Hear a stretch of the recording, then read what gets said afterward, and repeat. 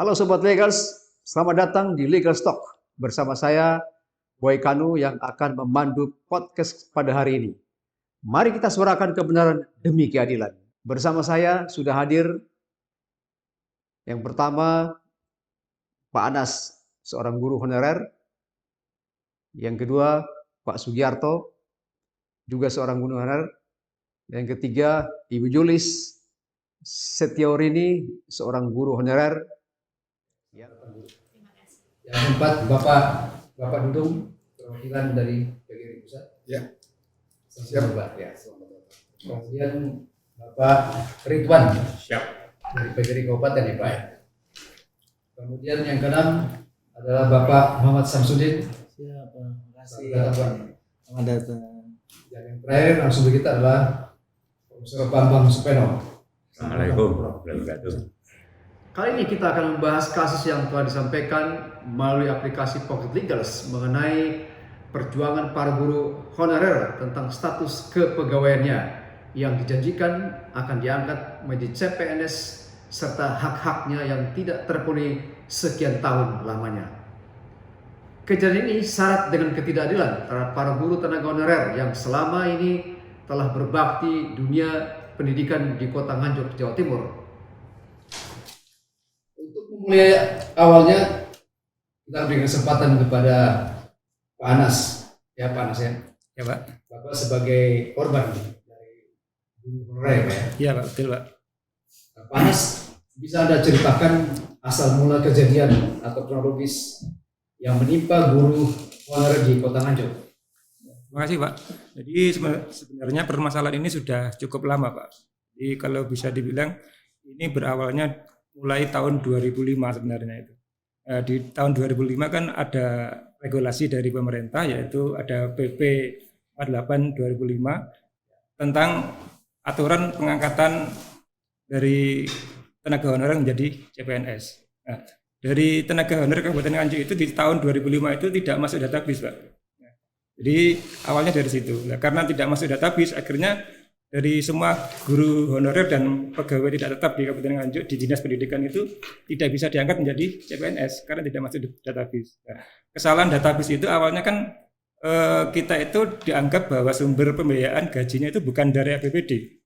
Alasannya seperti itu. Nah, karena dianggap penghasilannya tidak dari APBD, makanya waktu itu kita pada pendataan itu sumber pembiayaan tidak boleh mengisi APBD. Tapi realitanya Pak, dari guru honorer maupun pegawai tidak tetap di Kabupaten Nganjuk itu gajinya betul-betul dari APBD.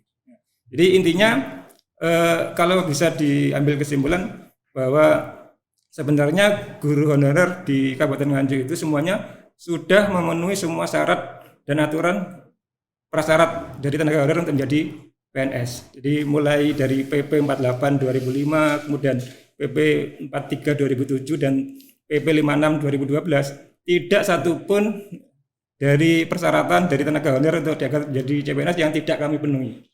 Semuanya sudah terpenuhi. Dan itu pun kita sudah melalui beberapa tahapan Pak.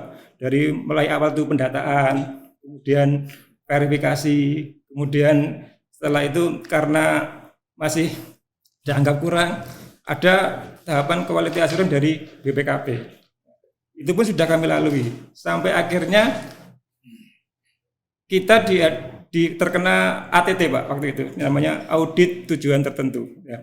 Audit tujuan tertentu itu ada tim nasional yang anggotanya dari BPKP, BKN, dan dari Kementerian PAN.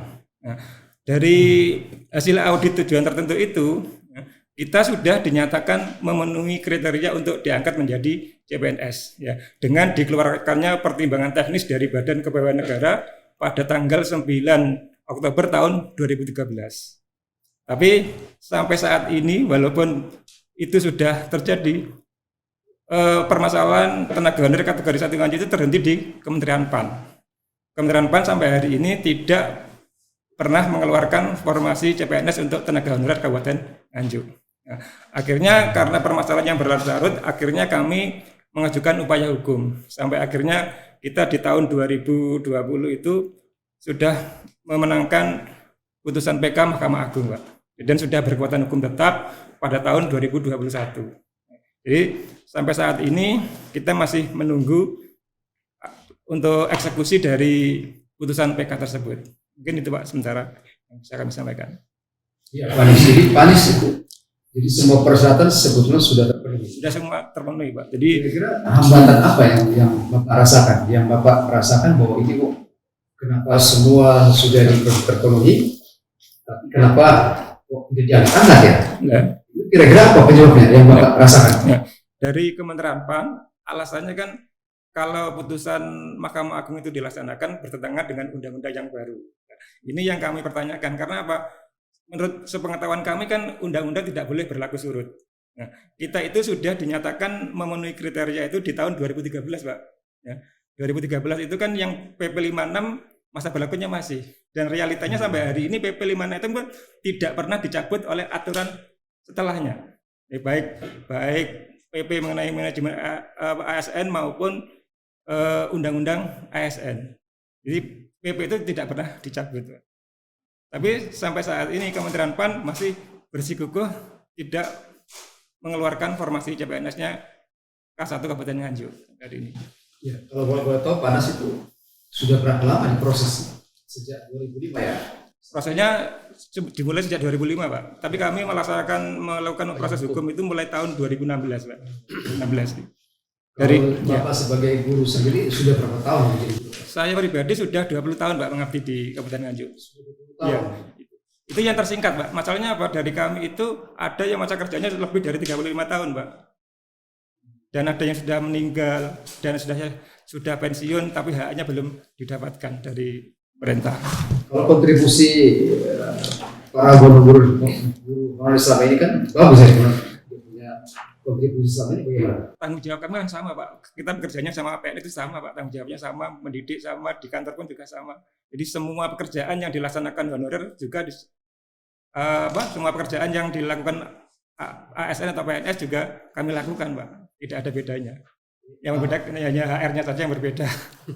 Panas, apa hak selama ini terpenuhi atau tidak? Tidak Pak, karena apa? Tidak, karena apa? Untuk kalau boleh dibilang penghasilan saja kan tidak sesuai UMR Pak. Jadi penghasilan kami tiap bulan itu di bawah UMR Pak. Kalau pengalaman dari Ibu Yuni sendiri bagaimana Bu?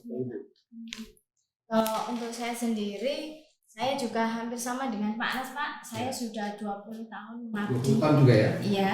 Jadi selama kami mengabdi itu memang kita melaksanakan tugas dengan sebaik mungkin Pak, karena itu tanggung jawab kami. Ya meskipun hak-hak kami itu tidak terpenuhi selama ini. Jadi di samping kami mengajar, kami juga kebetulan kami itu terdiri dari 2 unsur Pak, yaitu GTT dan PTT. Untuk teman-teman PTT sendiri juga sudah melaksanakan tugasnya semisal seperti administrasi kantor, kemudian ketatausahaan, aset dan lain sebagainya itu. Jadi kami itu merasa seperti didiskriminasikan gitu Pak, mohon maaf. Karena selama ini kami itu sudah berusaha maksimal menjalankan tugas kami Pak ya. Terus di satu sisi kenapa kita itu sudah memenuhi persyaratan hukum dan kita sudah dinyatakan menang. Jadi kita otomatis hak-hak kita itu seperti terzolimi gitu Pak. Ya pada waktu itu kami kan melakukan tuntutan kepada Kemenpan Pak. Nah dan hasil tuntutan kami itu kita sudah dinyatakan menang PK. Di situ kita tahu kita sudah hasil putusan PK itu kan berkekuatan hukum tetap ya Pak. Jadi setara dengan undang-undang. Lalu kenapa sampai sekarang ini kok kami itu seolah-olah diperlakukan beda gitu. Ada beberapa kabupaten di Indonesia itu sudah terproses semua Bapak. Sementara kami yang di Nganjuk ya selama ini nggak ada masalah. Kami persyaratan apapun yang diminta oleh Kemenpan itu sudah kita penuhi Bapak. Jadi nggak ada yang nggak bisa kita penuhi. Jadi saya juga mohon izin Bapak melalui forum ini, saya ingin kalau diperkenankan saya mau matur kepada Pak Jokowi sama Bapak Kemenpan bila diizinkan ya Bapak. Ya.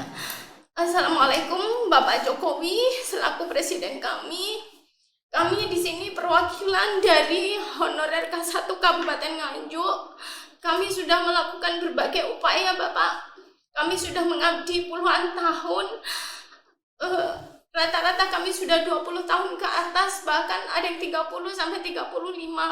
Teman-teman kami sudah banyak yang dipensiunkan karena masa usianya sudah berlalu. Kemudian banyak juga teman-teman kami yang sudah meninggal. Kami di sini merasa didiskriminasikan Bapak. Kami sudah menempuh jalur hukum. Di satu sisi kami punya keluarga Bapak, kami punya anak, punya istri dan punya suami. Sampai sejauh ini kenapa hak-hak kami itu tidak diberikan? Jadi saya mohon juga kepada Bapak Kemenpan, tolong tuntutan yang sudah kami menangkan melalui Mahkamah Agung yang sudah diputuskan oleh Hakim Agung, yaitu hakim tertinggi di Indonesia. Kenapa tidak dipenuhi? Kami salah apa selama ini? Jadi kami mohon tolong dikabulkan. Kami tidak menuntut apa-apa selama kami ini. Insya Allah kami tidak melakukan kesalahan juga. Jadi mohon kami diberikan hak kami. Turunkan formasi kami, formasi CPNS kami, hanya minta itu. Karena kami itu sudah dinyatakan menang tuntutan kami melalui PK. Jadi itu saya mohon Bapak Jokowi, perhatikan nasib kami, masih ada yang tercecer di Nganjuk Bapak. Saya mohon keadilannya. Bukankah di Pancasila itu salah satunya adalah berbunyi keadilan sosial bagi seluruh rakyat Indonesia? Kami termasuk bagian dari rakyat Indonesia. Jadi mohon perhatikan itu. Kami tidak menuntut lebih, kami hanya minta itu saja. Terima kasih, mohon segera dikabulkan. Assalamualaikum warahmatullahi wabarakatuh. Baik, Bu Yulis, terima kasih. Saya mau ke Pak Sugiarto, Pak ya. Ya. Pak Sugiarto, dalam proses pengurusan ini instansi mana saja yang sebetulnya sudah dilangkahi, Pak? Artinya sudah dikerjakan prosesnya. Instansi yang pernah kami datangi, yang pertama juga dari Pemda setempat, dari Dianpan juga pernah, Ombudsman juga pernah, Komnas HAM, sampai hari ini pun terkait surat kami masih belum, rekomendasinya belum dikeluarkan. Dari Bapak Presiden pun kami juga sudah bersurat, maupun dari Kementerian DPR RI, semua lembaga yang terkait di dalam konteks di negara ini kami sudah bersurat dan pernah mendatangi juga. Pak Sugiarto, apa respon mereka ketika dilakukan surat? Apakah pernah audiens atau hanya bersurat? Untuk sementara ini yang kami audien hanya dari Kementerian HAM itu berkonsolidasi terkait permasalahan-permasalahan ini untuk memberikan satu rekomendasi, tapi sampai saat ini belum. Dari Ombudsman sudah keluar, tetapi disarankan untuk P3K karena dari putusan ini kan harusnya PNS. Kenapa disarankan ke P3K? Kami tetap tidak mau. Jadi apa yang Bapak rasakan, Pak Sugiarto, selama 20 tahun ini? Ya, sementara kami mengabdi di instansi SMP 1 Pace itu sudah kurang lebih 20 tahun. Ya. Jadi bayangin Pak ya, 20 tahun Bapak mengabdi dengan kapasitas yang memadai, melakukan tugas-tugas sebagai seorang guru, tetapi ketika memperjuangkan nasib Bapak selanjutnya selalu hambat. Kira-kira apa yang Bapak rasakan selama ini? Yang untuk sementara kami, mohon maaf, kami dari tenaga pendidik, artinya kami dari PTT, jadi teknisnya, jadi kami di kantor itu sama seperti menjalankan tugas seperti yang di PNS. Kami juga sebelum Yang pasti kami selalu memberikan kinerja yang sesuai apa yang diperintahkan kepala sekolah. Dan kendalanya tidak ada Pak dari kami. Untuk bahkan dari misalkan kami mau berupaya untuk berupaya memperjuangkan nasib kami selalu diberi izin, dan tak lupa selalu Artinya seluruh proses dari instansi yang satu ke yang lain untuk berjalan dengan nasib Bapak dan Ibu sekalian ini tetap tidak ada jalan keluar sama sekali. Sampai detik ini belum. Ya. Hanya konteks bolanya itu di Kementerian PAN aja, Pak. Jadi ketika mereka merespon itu apa yang mereka respon, Pak? Surat resmi, Bapak layan buat resmi, kemudian dibalas juga secara resmi atau gimana? Kalau yang di kepresidenan belum ada yang membalas, Pak. Belum dibalas ya? Belum. Kalau belum tahu itu kapan Bapak kirim surat terakhir ke Presiden? Terakhir tanggal 7 Juli 2022 Pak. Ya. Kita bersurat ke Presiden itu tanggal 7 Juli 2022. Sampai hari ini belum ada tanggapan, dan rencananya kami akan juga mengirim surat lagi ke Bapak Presiden. Apa Bapak pernah mengecek langsung ke sana? Kita antar langsung Pak. Kami Kita antar langsung, Pak. Jadi Iya. cuma kan kita nggak bisa masuk Pak. Waktu itu kan karena prosedur waktu COVID, kita hanya menyerahkannya di penjagaan dan di foto. Mungkin untuk tambahan saja Pak, terkait pertimbangan teknis Kepala BKN yang tanggal 9 Oktober 2013 itu ada, selain Kabupaten Nganjuk, ada 26 kabupaten kota yang sama Pak, dalam satu surat, dalam lampiran yang sama. Jadi 26 kabupaten itu semuanya sudah diproses Pak. Hanya Nganjuk saja Pak, yang belum diproses. Jadi 26 kabupaten kota seluruh Indonesia ya, dari tenaga honorer kategori 1 semuanya sudah menjadi PNS semua. Pak. Kalau tidak salah terakhir itu Kabupaten Purworejo Jawa Tengah Pak, yang terakhir itu. Ya, itu dalam lampiran surat yang sama Pak, dari pertimbangan teknis Kepala BKN itu yang dikirim tanggal 9 Oktober 2013 ke Kementerian PAN itu. Sampai hari ini tinggal Nganjuk saja yang belum ada tindak lanjut dari Kementerian PAN. Untuk dari pemerintah daerah sudah bagus Pak responnya, artinya Pak di surat yang terbaru di tanggal 9 September 2022 pemerintah Kabupaten Nganjuk sudah memberikan surat keterangan bahwa tidak ada permasalahan terkait tenaga honorer kategori 1 di Kabupaten Nganjuk. Jadi sudah ditandatangani langsung oleh Kepala BKD dan Bapak Bupati bahwa semuanya sudah sesuai dengan regulasi yang ada. Jadi mulai PP 48, PP 43 sama PP 56 2002 itu sudah terpenuhi semuanya. Baik Pak Anas dan Pak Sugiarto maupun Ibu. Artinya semua proses sudah dilaksanakan dengan baik. Iya. Sudah Pak, sudah jalankan. Saya mau ke Pak Muhammad Samsudin ya Pak. Iya Bapak. Bapak sebagai advokat ya, Iya. terakhir ya. Iya. Ini kita pengen tahu nih Pak, apa langkah hukum yang sudah dilakukan Ya. dari awal sampai saat ini Pak? Intinya tadi dari Pak Anas juga sudah disampaikan bahwa proses ini kita sebagai kuasa hukum yang mana anggota klien kita adalah pendidik, sehingga kita dengan cara yang luas persuasif itu menjadikan langkah mengedepankan kita mendatangin bersurat. Namun upaya itu tidak bisa kita temu sehingga kami lakukan upaya hukum. Nah, upaya hukum yang terakhir adalah PK.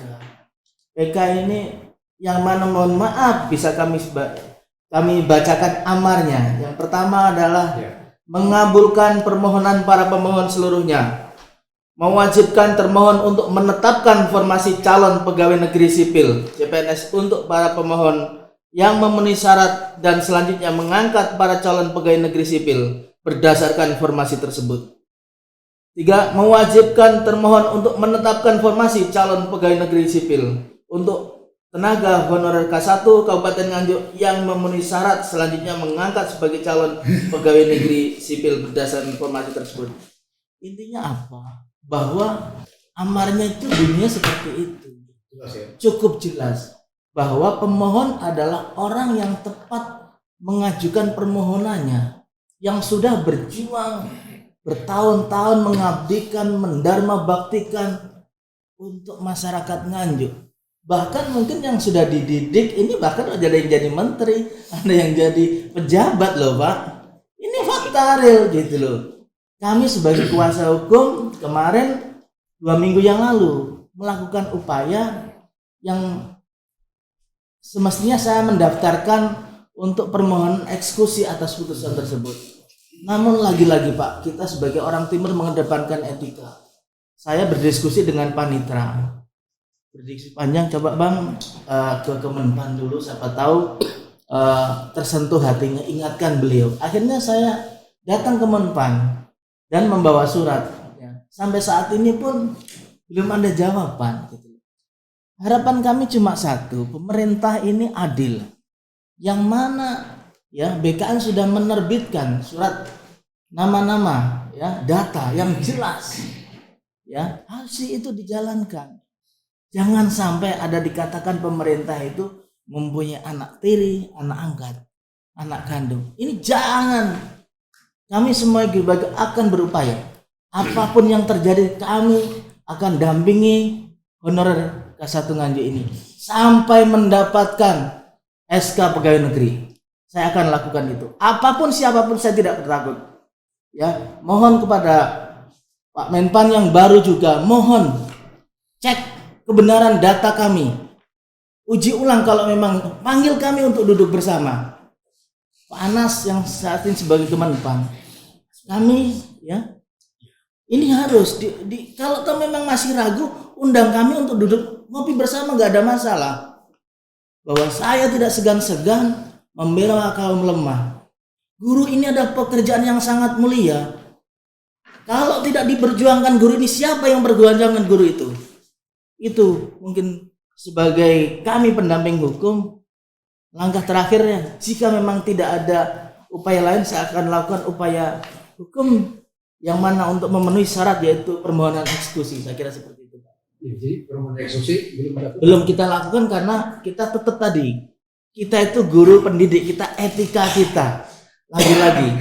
Namun kalau tahu memang dalam waktu akhir bulan ini tidak ada simak, kita lakukan. Karena kan segimanapun pemerintah adalah orang tua kita. Kita mengadu ke pemerintah adalah ke orang tua kita. Saya kira seperti itu. Saya mau ke Pak Ridwan ya. Pak Ridwan, dari pihak pemberi kabupaten sendiri sebetulnya upaya apa sih yang sudah dilakukan untuk membantu proses dari para guru ini Pak? Baik, untuk PGRI yang ada di Kabupaten secara umum itu memang organisasi perjuangan. Kita memperjuangkan nasib para guru, terutama yang saya sampaikan pertama kaitannya dengan K2 dulu. K2 itu juga sebelumnya seperti ini, tapi alhamdulillah K2 semuanya diangkat sebagai PNS. Dan juga ada yang masih tersisa itu di P3K. Nah, kemudian untuk K1, mohon maaf K1, ya sebenarnya kalau memang itu mendekat pada kita ya tentu saja PGRI itu juga sangat mendukung sekali perjuangan teman-teman K1 yang sekarang ini ada di sini. Bagaimanapun juga itu juga ada di wadahnya PGRI. Di satu guru kan cuma ada di wadahnya PGRI. Karena PGRI organisasi perjuangan yang harus memperjuangkan hak-haknya guru. Nah, sampai sekarang, sampai saat ini, beberapa hari lalu kita mendengar informasi seperti ini ya sangat mendukung. Kami walaupun repot bagaimanapun juga harus bisa mendampingi teman-teman ke sini ini, harus mendampingi teman-teman ke Jakarta dengan pertanyaan seperti ini. Sangat mendukung Pak. Pak Ridwan mau tahu lebih konkret Dukungan seperti apa yang dari pihak Bapak akan dilakukan dan yang telah dilakukan? Nah, yang akan kita lakukan, kalau memang kami yang dari PGRI ini untuk mendampingi sampai sejauh mana yang sampai berhasil, nanti dikendaki. Kami pun juga punya advokat, kami punya lembaga bantuan hukum di PGRI. Kalau memang nanti dikendaki, kami juga bisa kolaborasi dengan bantuan hukum yang ada, Mas Samsudin. Ini kami persiapkan nanti Pak, kalau memang, karena memang organisasi kami adalah organisasi perjuangan. tenaga pendidik dan tenaga kependidikan. Jadi maksud Bapak kan semua syarat sudah terpenuhi ya Pak? Jadi kendalanya apa menurut pandangan Bapak sendiri? Sebetulnya apa sih yang menjadi kendalanya? Kendala yang terjadi seperti yang disampaikan Mas Samsudin, ada dua kelompok yang ada di teman-teman K1 sendiri. Jadi ada kelompok A dan kelompok B. Sehingga waktu itu kurang sinkron waktu itu. Nah, sekarang ini kan satu warga, satu suara, sehingga bisa sampai sini itu juga karena satu suara. Baik, Pak Dito, saya mau ke Pak Dudung ya, Pak Dudung, sebagai perwakilan dari PGRI Pusat. Dari PGRI Pusat sendiri sebetulnya, apakah ada database tentang guru honorer kategori K1 yang berjabat di seluruh Indonesia, Pak? Terima kasih teman-teman dari mudah-mudahan ini memberikan sesuatu yang bermakna buat kita semuanya. Nah, terkait dengan data, karena kami pun mengirim ke kabupaten kota tidak disambut dengan baik, karena pikiran kami bahwa K1 sudah selesai. Di pikiran kami K1 harusnya sudah selesai. Dan terkaget-kaget ketika ada informasi bahwa Kabupaten Nganjuk tidak selesai. Iya. Nah, saya bertanya-tanya, kenapa ini bisa terjadi? Kenapa ini bisa terjadi? Kalau sudah memenuhi syarat, kalau sudah melakukan sesuatu yang memberikan makna di dalam administrasi kepegawaian, harusnya pemerintah, pusat, daerah harusnya menerima teman-teman guru honorer yang sudah berdedikasi, sudah memiliki kontribusi dan memiliki perjuangan yang penuh untuk berdasarkan kehidupan bangsa. Jadi sebetulnya kami, Pengurus Besar Persatuan Republik Indonesia, dari awal sangat-sangat memberikan perhatian kepada teman-teman guru honor, mulai dari K1, K2. Walaupun kadang-kadang teman-teman tidak berterima dengan kebijakan hasil komunikasi dengan pemerintah. Ketika persoalan penawaran P3K saja, banyak yang menolak. Padahal ini adalah jalan tengah. Ketika Undang-Undang ASN mengatakan bahwa usia 35 tahun, lebih 35 tahun tidak bisa ikut tes. Sementara mereka korban moratorium 10 tahun lebih tidak ada pengangkatan PNS di guru. Sekarang usia mereka ketika mengajar bisa jadi 25 tahun, setelah 10 tahun ya 35-36 tahun. Jadi yang salah itu bukan mereka, tapi kebijakan negara tidak mengangkat selama 10 tahun. Sehingga data pun yang saya punya, sekarang guru honor itu hampir 1.700.000. Setiap tahun saya perhatikan yang pensiun itu rata-rata 100 sampai 150.000. Jadi kalau dikali 12 tahun mendekati data yang real. Nah, PGRI tahun 2018 setelah ulang tahun yang di Kota Bekasi, yang Presiden meminta data, membungkukkan badan untuk para guru. Karena Presiden Republik kita, Pak Jokowi itu sangat mencintai guru, sangat memuliakan guru. Jadi tadi saya juga merinding mendengar kata-kata Ibu tadi, bahwa mudah-mudahan dengan adanya podcast ini sampai kepada Pak Presiden, sampai ke Pak Abdullah Azwar Anas sebagai Kemenpan RB yang kebetulan dulu ketika kuliah sering diskusi di asrama Sunan Giri, sama-sama alumni IKIP Jakarta. Jadi mohon mudah-mudahan ini menjadi sebuah solusi yang terbaik. Bangsa manapun yang ingin maju adalah bangsa yang harus memuliakan, memartabatkan, melindungi dan seterusnya. Jadi kami PGRI Pengurus Besar mendorong kepada Dirjen GTK, Menteri Pendidikan Kebudayaan Ristek Republik Indonesia Mas Nadiem Makarim, Menteri Keuangan karena terkait tata kelola penggajian, kemudian Kemenpan RB, tentunya kepada Bapak Presiden yang saya cintai dan saya banggakan untuk segera melakukan sebuah hal yang sangat strategis menyelesaikan kekurangan. Ya, baik. Setelah Bapak mendorong ya, teman-teman ini supaya tetap semangat, kira-kira langkah konkret yang bisa dilakukan oleh PGRI Pusat saat ini untuk menyikapi kondisi yang saat ini? Bagaimana? Pertama, saya memohon kepada teman-teman segera membuat surat kepada PGRI Nganjuk, PGRI Provinsi Jawa Timur, tentunya kepada pengurus besar nanti tembusannya. Sehingga nanti akan ada langkah-langkah taktis. Jadi ada langkah hukum, silahkan yang mengerti hukum. Kami tidak mengerti hukum, tapi kami organisasi besar yang tadi jati dirinya adalah organisasi profesi perjuangan dan kemerdekaan. Kita punya hak dilindungi oleh undang-undang. Pasal 14 ayat 1. Kita punya hak untuk mendapatkan penghasilan yang layak, status. Ini yang harus kita perjuangkan. Karena melihat seperti ini harus kita perjuangkan, harus kita dorong Pak Ridwan dan teman-teman di Jawa Timur. Nanti bahwa mereka ke PB jangan liar. Kemudian kita diskusi di PB, saya yakin tidak akan ada sesuatu yang tidak bisa diselesaikan. Itu yang pertama. Yang kedua, bagi seorang pejuang nih, saya sampaikan, bagi seorang pejuang tidak akan ada pernah jalan yang tidak bisa kita lewati. Itu.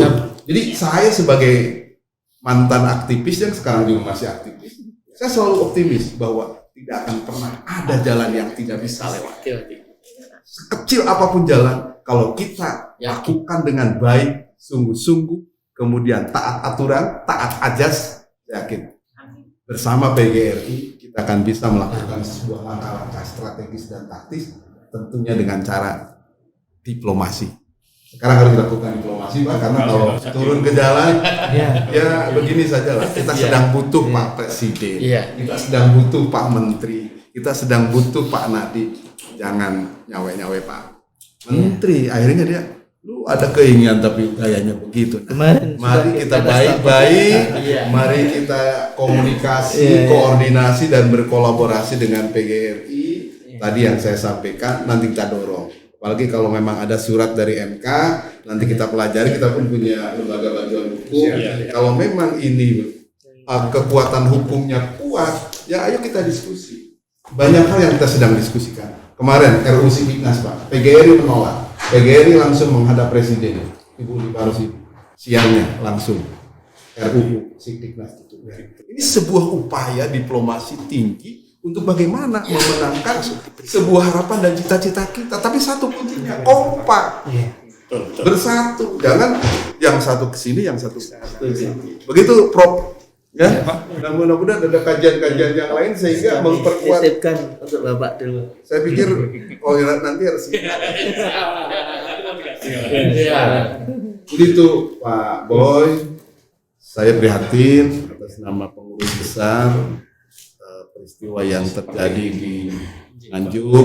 Mudah-mudahan Pak Bupati juga hari ini mendengar, kemudian Kepala Dinas beserta jajaran BKSDM untuk segera melakukan sebuah langkah-langkah taktis bagi nasib guru-guru yang sangat memprihatinkan, dan saya pikir peradaban ini akan ditentukan. Ayo bersama kita berjuang untuk ini. Baik. Itu kalau usulan Bapak untuk PKN apa seharusnya? Ya kalau Untuk PKN sendiri seharusnya Kemenpan RB harusnya segera memberikan sebuah telaah kritis terhadap putusan dari PK ya, Mahkamah Agung. Karena ini adalah berkekuatan hukum yang saya pahami. Nanti akan yang menjelaskan orang hukum. Itu yang pertama, telaah kritis. Dan saya sepakat bahwa mereka itu dinyatakan memenuhi syarat tahun 2013. Kemudian perjalanan waktu perjuangan 2020 baru ada inkrah. Artinya apa? Ada jeda waktu yang memang sangat panjang bagi mereka. Itu pun mereka dikorbankan.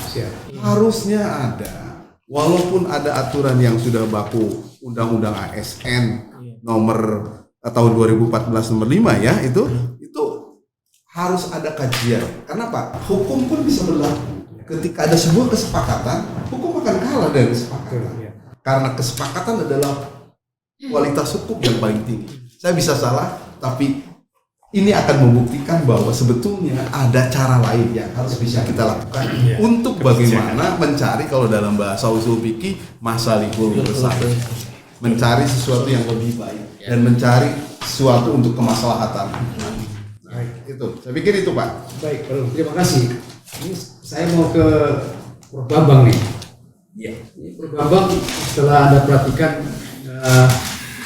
kondisi yang terjadi terhadap guru kita ini kita mau lihat tadi bagaimana pandangan Anda sebagai ahli melihat situasi ini, apa seharusnya dilakukan? Baik Pak Bayi, terima kasih. Assalamualaikum warahmatullahi wabarakatuh. Sebagai sesama profesi pendidik, walaupun saya itu di level universitas, teman-teman di sekolah itu kan sangat sedih. Ya. Saya ini posisi sekarang, tupoksi saya itu menyiapkan guru yang profesional, itu saya lakukan dengan serius. Tapi setelah lulus, lalu mengabdi mencerdaskan anak bangsa, saya lihat dari salary ya gajinya sedih ya. Bayangkan, informasi yang terdengar itu awalnya hanya 300.000, naik sekarang 1.050.000, itu masih di bawah UMR. Penghargaan profesi guru seperti itu, pada tanggung jawabnya mencerdaskan bangsa luar biasa. Satu. Yang kedua, saya mengapresiasi langkah yang ditempuh teman-teman Honorer Nganjuk itu melalui jalur hukum. Memang negara kita negara hukum. Dan perjuangan itu saya dengarkan dari penjelasan tadi luar biasa, sampai pada putusan PK. Sampai pada dan kalau saya bicara struktur regulasi hukum, ya, PK itu kayaknya setara dengan undang-undang ya Pak ya. Di bawahnya PP, gitu ya. Di bawahnya Perpres, Kepres, bawahnya Permen, Kepmen. Artinya apa? Menpan RB ini apa? Setara menteri ya. Berarti kalau terpakai PP, itu berarti masih tinggi PK-nya. Masih tinggi PK. Jadi keputusan PK sebetulnya jauh lebih tinggi dibanding PP-nya yang 48 2005 itu. Ya gitu ya. Artinya apa? Artinya mempan RB ini mestinya harus meng-approve.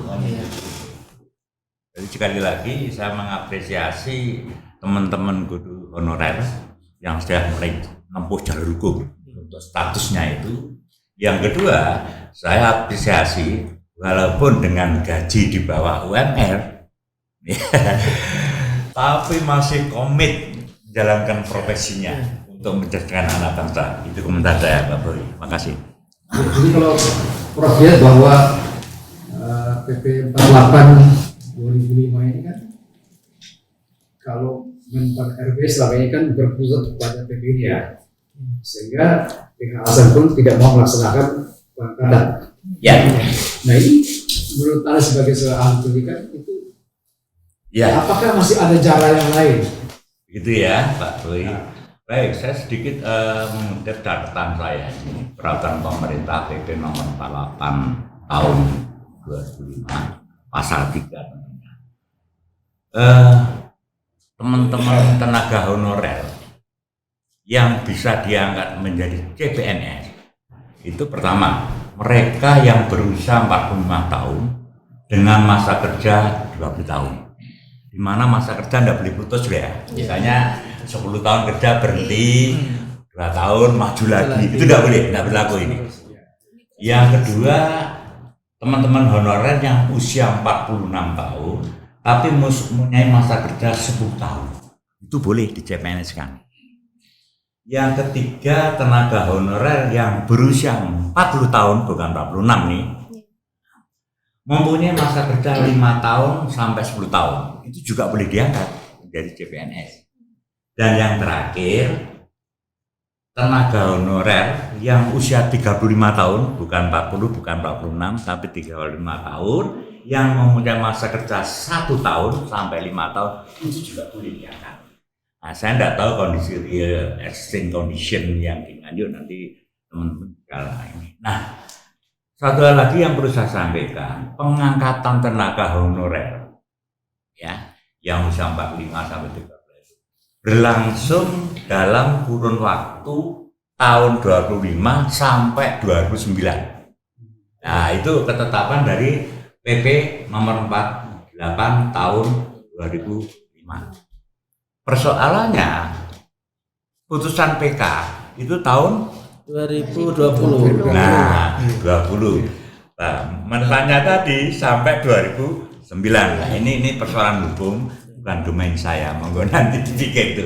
Ya, aturannya itu terakhir CPNS tenaga honorer itu tahun 2009. PK-nya itu dimenangkan tahun 2020.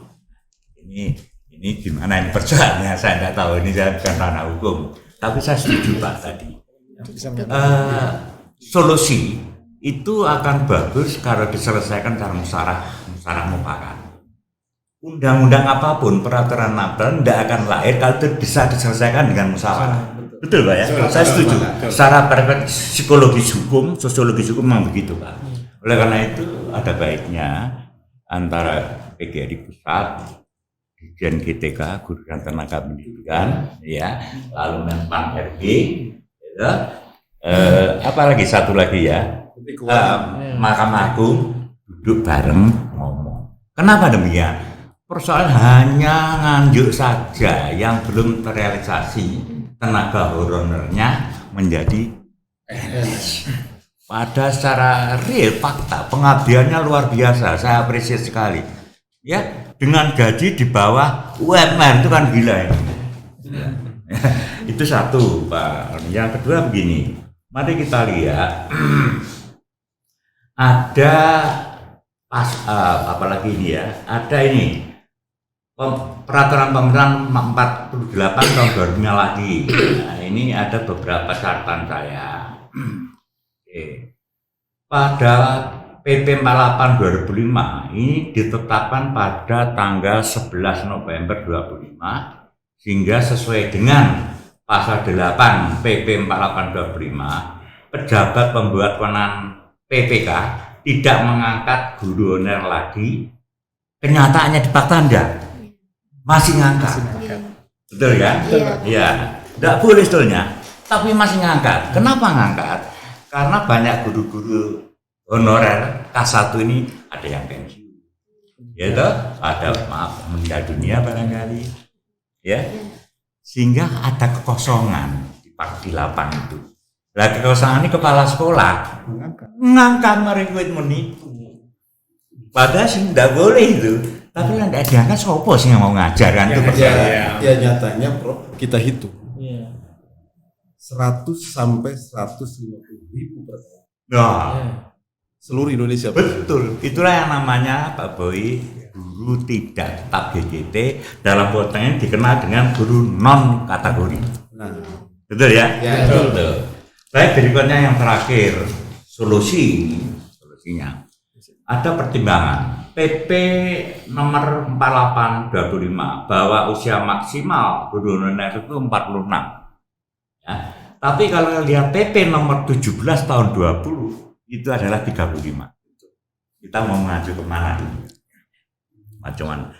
Tapi satu hal yang mungkin jalan solusi terbaik di samping musyawarah tadi adalah mengacu pada apa ini? Surat edaran Mendagri nomor 814 dan miring 169 SJ dan 2010 serta permen apa ini? Dengan permen PAN RB. Berdasarkan dua hal ini, regulasi ini, satu-satunya solusi adalah mengangkat guru honorer Nganjuk itu menjadi PPK, pegawai pemerintah dengan perjanjian kerja. Ya. Itu solusi terakhir yang mana ini win solution ya. Bagi PAN RB juga tidak terlalu salah. Bagi tenaga honorer walaupun tidak PNS masih PPK. Bedanya hanya pensiun saja. Kalau pegawai negeri dapat pensiun, jaminannya sama kok Pak. Kalau P3K tidak dapat. Jadi dua solusi ini yang barangkali bisa ditempuh. Syukur-syukur kalau musyawarah mufakat itu berhasil, Pak Jokowi memprove dengan kepresnya jadi alhamdulillah. Kasihan Pak guru-guru Nganjuk ini, semua kabupaten kota sudah clear, tidak ada masalah. Sekarang memikirkan K2-nya ya, lu Nganjuk masih terkutuk pada K1-nya.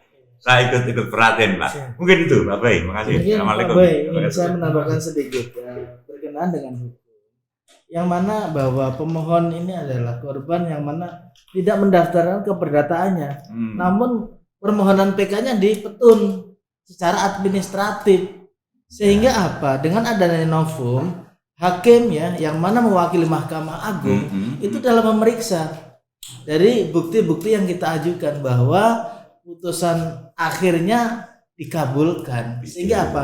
Prasyaratnya sudah lengkap semuanya. Putusan dan akhirnya layak, CPNS ya, namanya CPNS, sehingga layak dan patut untuk diangkat sebagai PNS. Jadi masalah hukum sudah secara administratif itu sudah terpenuhi, saya kira seperti itu. Pak Boy menambahkan sedikit Pak. Jadi kita akan lanjutkan diskusi. Nah, kita tahan sebentar. Kita akan bangga dan senang bisa bertemu dengan teman-teman semua, teman-teman K1 dari Kabupaten. Saya ingin menyampaikan permohonan maaf Bapak Mentan, posisinya sekarang masih ada kegiatan di luar yang tidak bisa ditinggalkan terkait dengan di calon pegawai negeri sipil.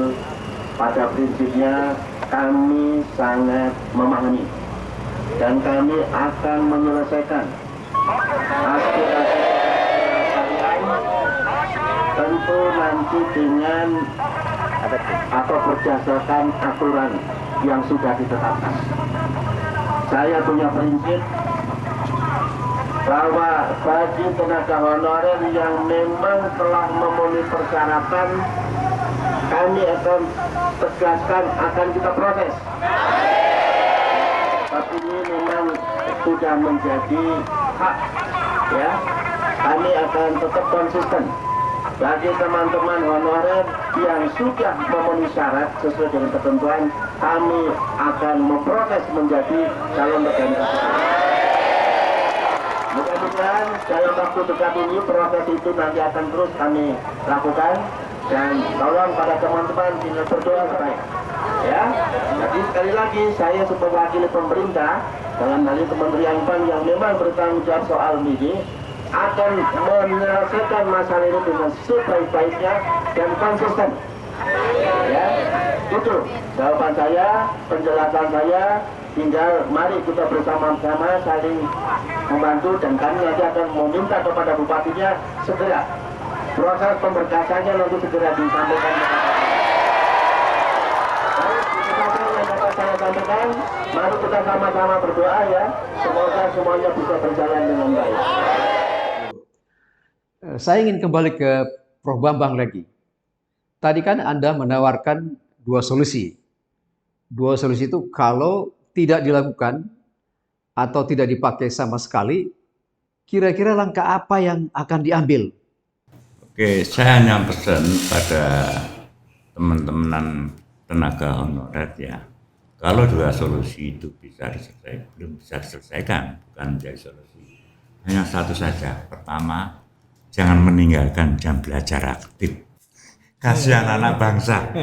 Ya, walaupun ya, kalau ngomong salarisnya di bawah UMR. Ya, pertama. Yang kedua, tolong deh, tidak usah dimurami-rami. Seperti ibu kita PG itu kan sudah hendak menyarankan ojo demo, ada masalah, selesaikan musyawarah. Dua hal ini penting Pak. Tapi saya yakin ya, kalau mau nerima alternatif solusi tenaga P3K dan waktu singkat beres itu.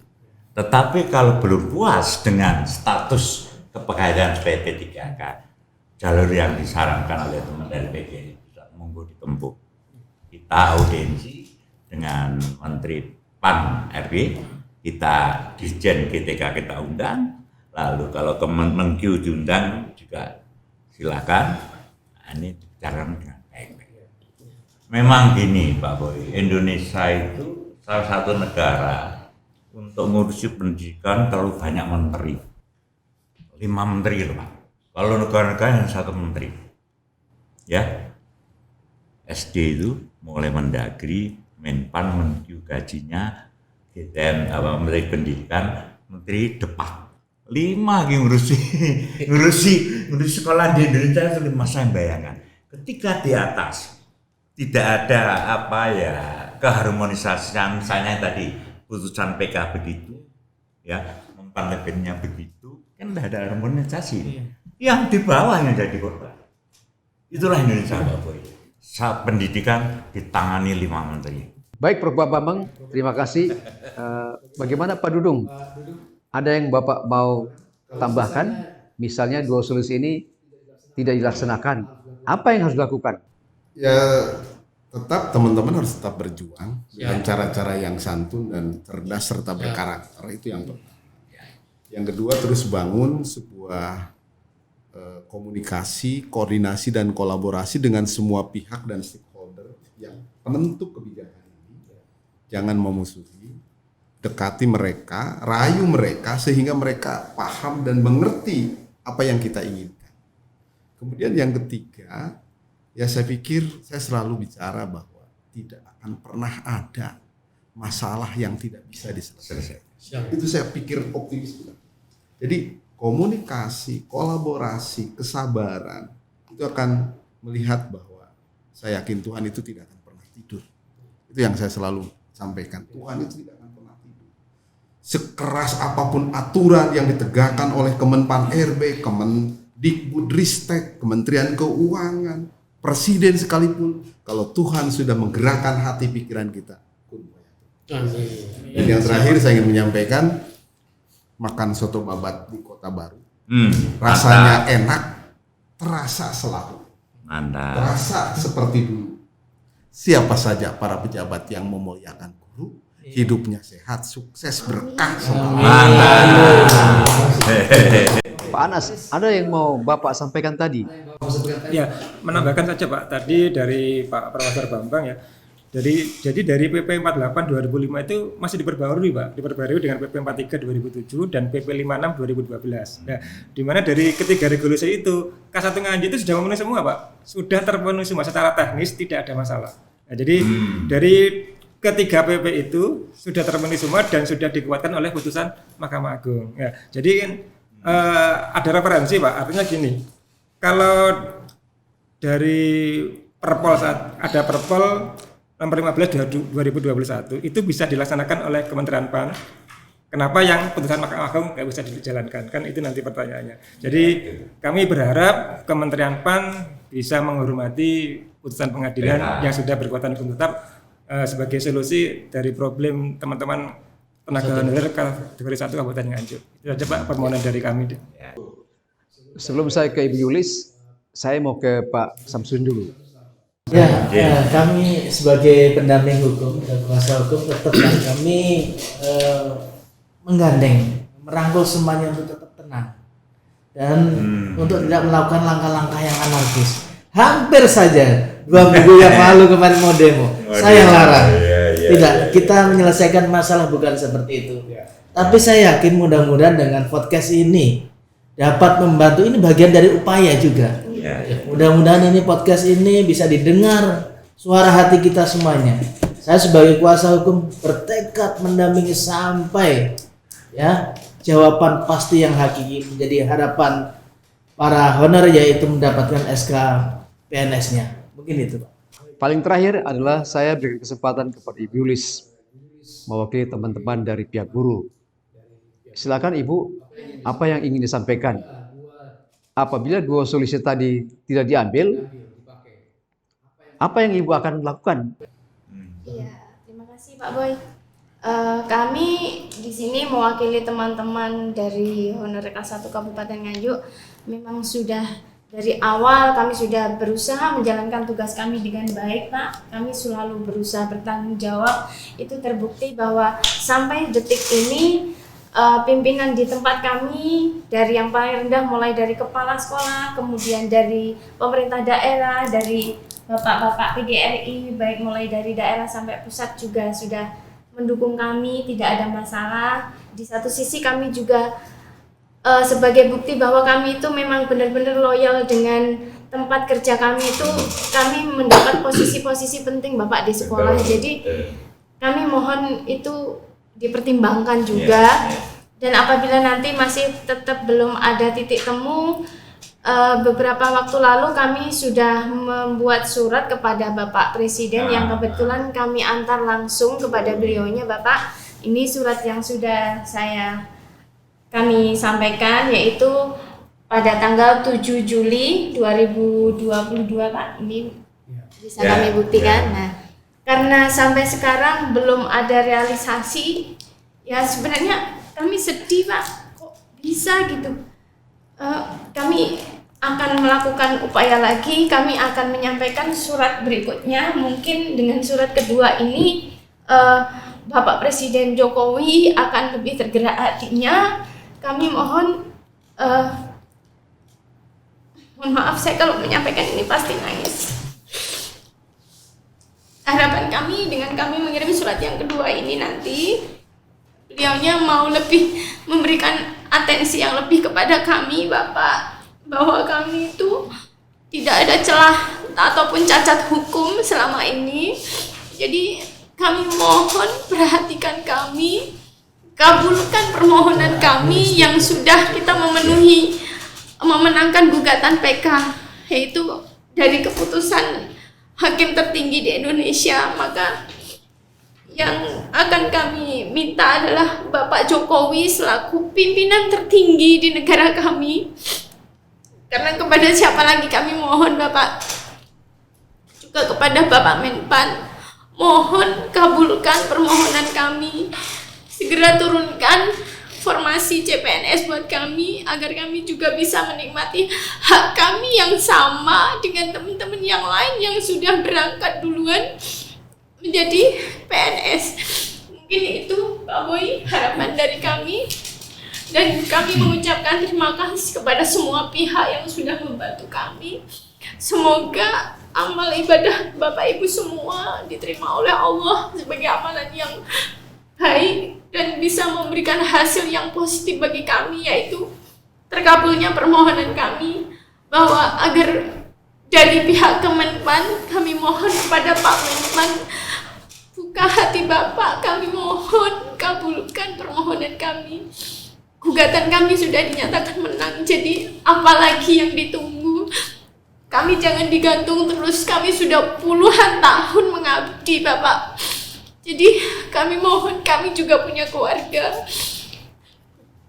Untuk menyambung hidup kami, kita banyak melakukan, kita kerja sampingan Bapak. Ada yang jualan, termasuk saya sendiri. Kami tuh di waktu-waktu luang kami, saya berjualan, bikin jamu, bikin apa itu namanya, jualan pentol itu. Teman-teman kami tidak malu melakukan itu karena itu pekerjaan halal. Dan kami yakin, kami selalu berdoa semoga hati para pejabat di negara ini tergerak untuk segera menyelesaikan permasalahan kami yang sudah berpuluh-puluh tahun. Mungkin itu Pak Boy yang bisa kami sampaikan. Terima kasih, mohon maaf. Baik, terima kasih Julis. Pemirsa, kita sudah sampai kepada penghujung acara kita pada saat ini, dan kesimpulan dari diskusi kita pada sore hari ini dari pihak guru atau guru honorer, kemudian dari pihak PGRI pusat dan wilayah atau kabupaten, kemudian juga dari Prof. Bambang sebagai ahli pendidikan, juga dari tim kuasa hukum. Maka kesimpulan kita pada sore hari ini adalah putusan Mahkamah Agung nomor 31 PK garing FP garing TUN garing 2020 yang memenangkan tuntutan para guru honorer kategori K1 Kabupaten Nganjuk harus dilaksanakan karena sudah berkekuatan hukum tetap, yaitu guru honorer harus diangkat.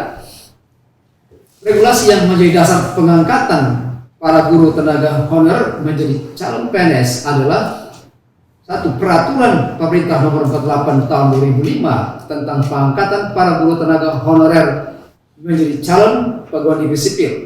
Yang kedua, peraturan pemerintah nomor 43 tahun 2007 tentang perubahan atas peraturan pemerintah nomor 48 tahun 2005 tentang pengangkatan para guru tenaga honorer menjadi calon pegawai negeri sipil, peraturan pemerintah nomor 56 tahun 2012 tentang pengangkatan para guru tenaga honorer tahun 2012, dan peraturan pemerintah nomor 49 tahun 2018 tentang manajemen pegawai pemerintah dengan perjanjian kerja atau P3K. Maka para guru tenaga guru honorer kategori 1 Kabupaten Nganjuk adalah para guru tenaga honorer yang telah memenuhi semua syarat untuk diangkat menjadi calon PNS secara langsung. Kemenpan dan RB sudah tidak perlu ragu melaksanakan putusan untuk memenuhi tuntutan tersebut karena telah berkekuatan hukum tetap. Para guru tenaga honorer kategori 1 Kabupaten Nganjuk yang diangkat oleh P3K, oleh PPK sejak tahun 2005 tersebut pada umumnya sudah mengabdi lebih dari 17 tahun yang pendapatannya masih belum layak dan hanya dibiayai dari dukungan APBD Kabupaten Nganjuk. Yang terakhir, Kepala BKN dalam surat nomor K26/30 V162 datar 7 93 tanggal 9 Oktober 2013 yang ditujukan kepada Menteri Pemberdayaan Aparatur Negara telah menyatakan para guru tenaga honorer kelas 1 Kabupaten Nganjuk memenuhi syarat diangkat sebagai calon PNS. Semoga jeri tangis penderitaan para guru honorer ini didengarkan oleh pemerintah karena mereka sudah tidak lagi tahu kemana harus mereka mengadu. Kami Legal Stock hanya menyuarakan kebenaran demi keadilan. Terima kasih Bapak-Bapak. Terima kasih kepada Bapak Dudung, Pak Samsudin, Prof. Bambang, Pak Anas, Ibu Yulis, Pak Sugiarto, dan Pak Ridwan dalam acara kita Legal Stock pada hari ini. Pemirsa, baiklah Sobat Legals, terima kasih sudah menyaksikan podcast kami hari ini. Semoga tayangan ini dapat menyuarakan kebenaran demi mencari keadilan. Sampai jumpa di podcast kami selanjutnya. Legal Stock, suarakan kebenaran demi keadilan.